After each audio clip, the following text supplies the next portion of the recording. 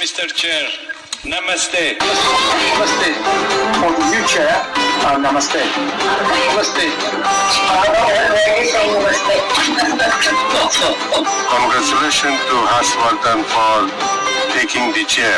Excellencies, before taking leave of this august gathering, may I ask you all to give a standing ovation to all those frontline health workers who are risking their lives for the rest of the world, for our doctors, for our nurses, for our paramedics, for our hospital and sanitation staff, for our journalists, for our airport and security personnel, and for our army, police and paramilitary forces, and all those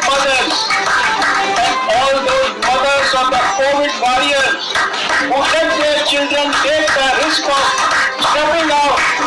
We salute their dignity, their determination and their dedication. Give them a standing ovation, my friends, by clapping loud and clear, by wishing them good luck and good health. I seek your love, your association and your cooperation in my future endeavors at the WHO. Many thanks once again to all of you.